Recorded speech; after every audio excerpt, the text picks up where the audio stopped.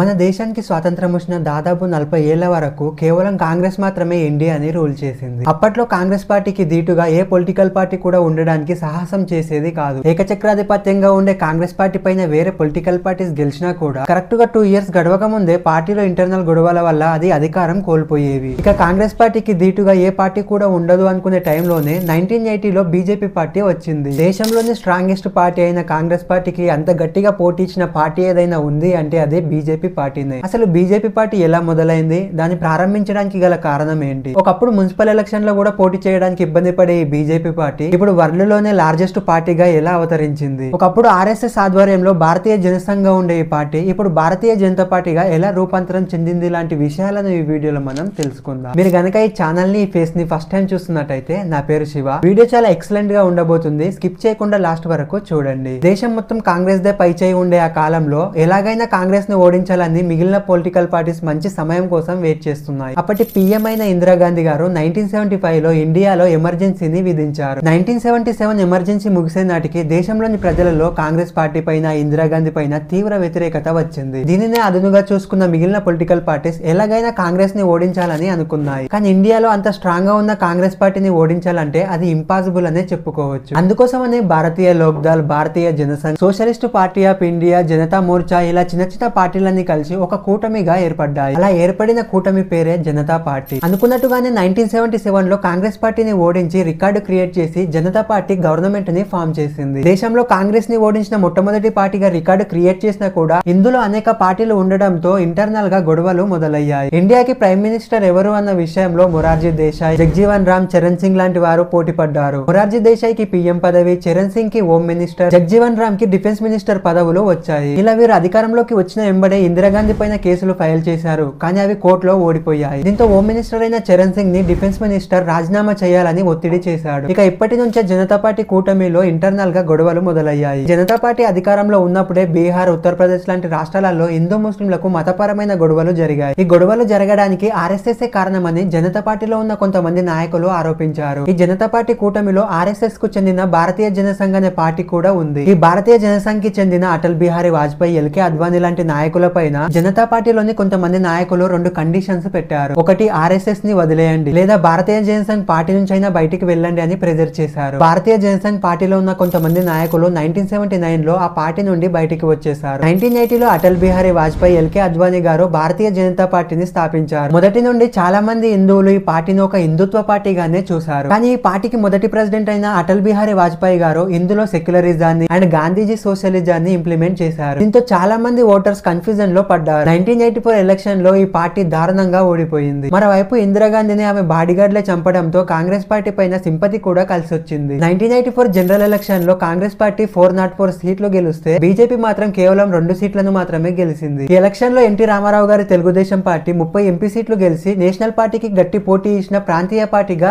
Record create చేసింది. ఈ ఓటమి తర్వాత బీజేపీ పార్టీకి సెకండ్ ప్రెసిడెంట్ గా ఎల్కే అద్వానీ గారు ఉండి బీజేపీ ఎదుగుదలలో కీలక పాత్ర పోషించాడు. ఆర్ఎస్ఎస్, విశ్వ హిందూ పరిషత్ కరసేవకులతో కలిసి అయోధ్య ఉద్యమాన్ని మొదలు పెట్టాడు. బీజేపీ మేనిఫెస్టోలో ఈ రామ మందిర ఉద్యమాన్ని పెట్టి బీజేపీ పార్టీని దేశవ్యాప్తంగా విస్తరింపజేశాడు. దీంతో 2 సీట్లకే పరిమితమైన బీజేపీ పార్టీ 1989 జనరల్ ఎలక్షన్స్ వచ్చేసరికి 85 ఎంపీ సీట్లు సాధించింది. 1990లో మొదలుపెట్టిన ఎల్కే అద్వానీ గారి రథయాత్రను ఇప్పుడు మన దేశ పీఎం నరేంద్ర మోడీ గారు దగ్గరుండి నడిపించారు. 1992 బాబ్రీ మసీద్ కు దగ్గరలో భారీ బహిరంగ సభను ఏర్పాటు చేశారు. ఆ సభ ముగిసేసరికి అందులో పాల్గొన్న కార్యకర్తలందరూ కేవలం గంటల వ్యవధిలోనే ఆ బాబ్రీ మసీద్ ని కూల్చేశారు. అప్పటి ప్రభుత్వం వెంబడే ఆర్ఎస్ఎస్, విశ్వ హిందూ పరిషత్, బీజేపీ నాయకులందరినీ అరెస్టు చేయించింది. ఇన్సిడెంట్స్ అన్ని కూడా బీజేపీ పార్టీకి అడ్వాంటేజ్ గా మారాయి. 1996 జనరల్ ఎలక్షన్ లో 161 సీట్లు గెలిచి దేశంలోనే స్ట్రాంగెస్ట్ పొలిటికల్ పార్టీగా ఎదిగింది. గవర్నమెంట్ ఫామ్ చేయాలంటే కనీసం 50% కంటే ఎక్కువ మెజారిటీ రావాలి. కానీ ఎలక్షన్ లో 545 ఎంపీ సీట్లకు ఏ పార్టీకి కూడా 50% కంటే ఎక్కువ మెజారిటీ రాలేదు. వాజ్పేయి గారు పీఎం గా బాధ్యతలు చేపట్టినా కూడా సరైన సపోర్ట్ లేక కరెక్ట్ గా 16 రోజుల్లోనే తన పదవిని కోల్పోయాడు. ఇలా అయితే గవర్నమెంట్ ఫామ్ చేయలేకపోతున్నామని బీజేపీకి సపోర్ట్ చేసే వారందరి కోసం ఎన్డీఏ అనే కూటమిని స్థాపించాడు. ఈ నేషనల్ డెమోక్రటిక్ అలయన్స్ కూటమిలో బీజేపీకి సపోర్ట్ చేసే పార్టీలన్నీ ఉంటాయి. 1998 జనరల్ ఎలక్షన్ లో 545 సీట్లకు గాను 182 సీట్లు గెలిచి దేశంలోనే సింగిల్ లార్జెస్ట్ పార్టీగా ఎదిగింది. నిజానికి 182 ఎంపీ సీట్లు కూడా గవర్నమెంట్ ని ఫామ్ చేయడానికి సరిపోదు. వాజ్పేయి గారు ఏర్పాటు చేసిన ఎన్డీఏ ద్వారా అన్నా డీఎంకే, టీడీపీ పార్టీలు బీజేపీకి సపోర్ట్ చేయడంతో వాజ్పేయి గారు మళ్ళీ పీఎం బాధ్యతలు చేపట్టారు. కానీ విత్ ఇన్ 1 ఇయర్ లోనే అన్నా డీఎంకే పార్టీకి చెందిన జయలలిత జయలలిత గారు తన సపోర్ట్ ని విత్డ్రా చేసుకోవడంతో వాజ్పేయి గారు మళ్ళీ తన పదవిని కోల్పోయారు. మనం ఇక్కడ గమనించాల్సింది ఏంటంటే 1952 నుంచి 1999 వరకు గడిచిన ఈ 47 ఇయర్స్ లో కాంగ్రెస్ పార్టీని ఓడించి పవర్ లోకి వచ్చిన ఏ పొలిటికల్ పార్టీ కూడా కంప్లీట్ గా 5 ఇయర్స్ పాలించలేకపోయింది. ఎట్టకేలకు వాజ్పేయి గారు ఈ 5 సంవత్సరాల పాలనను చేసి చూపించారు. ఎలా అంటే జయలలిత గారి విత్డ్రా తర్వాత 1999 లో మళ్ళీ జనరల్ ఎలక్షన్స్ జరిగాయి. టోటల్ గా 545 సీట్లకు బీజేపీకి 183 సీట్లు వస్తే ఎన్డీఏ కూటమికి 303 ఎంపీ సీట్లు వచ్చాయి. దీంతో వాజ్పేయి గారు ఎలాంటి ప్రాబ్లమ్స్ లేకుండా 5 ఇయర్స్ పరిపాలించగలిగారు. బీజేపీ ఎన్డీఏకు వ్యతిరేకంగా కాంగ్రెస్ కూడా యూపీఏ అనే కూటమిని స్టార్ట్ చేసింది. ఈ యునైటెడ్ ప్రోగ్రెసివ్ అలయన్స్ లో బీజేపీని వ్యతిరేకించే పార్టీలు ఉంటాయి. దీని ద్వారా 2004 నుంచి 2014 వరకు కాంగ్రెస్ పార్టీ యూపీఏ 10 సంవత్సరాలు ఇండియాని పరిపాలించగలిగారు. కానీ 10 సంవత్సరాల కాలంలోనే కాంగ్రెస్ పార్టీ నాయకులు చేసిన స్కామ్లు, కుంభకోణాలు, అవినీతి పనులన్నీ బయటపడ్డాయి. దీంతో 2014 నాటికి కాంగ్రెస్ పార్టీ పైన ప్రజలకు తీవ్ర వ్యతిరేకత పెరిగింది. మళ్ళీ 2014 లో బీజేపీ పార్టీ గెలవడంతో నరేంద్ర మోడీ గారు పీఎం బాధ్యతలు చేపట్టారు. 2014 నుంచి ప్రజెంట్ 2024 వరకు 10 సంవత్సరాల పాటు బీజేపీనే అధికారంలో ఉంది. మళ్ళీ ఈ సంవత్సరం ఎంపీ ఎలక్షన్స్ జరగబోతున్నాయి. ఈ ఎలక్షన్లలో ఏ పార్టీ అధికారంలోకి వస్తే బాగుంటుందో మీ ఒపీనియన్ ని కింద కామెంట్ లో చెప్పండి. ఈ వీడియోని మీరు ఇప్పటి వరకు చూసారంటే ఈ వీడియో మీకు నచ్చిందని అనుకుంటున్నాను. నా ఎక్స్ప్లెనేషన్ మీకు నచ్చితే ఈ వీడియోకి ఒక లైక్ చేసి ఈ వీడియోని షేర్ చేయండి. ఇలాంటి మరిన్ని కంటెంట్ ఉన్న వీడియోస్ కోసం నా ఛానల్ ని సబ్స్క్రైబ్ చేసుకోండి. వీడియో పెట్టగానే మీకు నోటిఫికేషన్ రావాలంటే బెల్ ఐకాన్ ని ఆన్ లో పెట్టుకోండి. ఈ వీడియోని చివరి వరకు చూసిన ప్రతి ఒక్కరికి థ్యాంక్ యూ సో మచ్. మరో మంచి వీడియోలో మళ్ళీ కలుద్దాం. అంతవరకు ఉంటాను.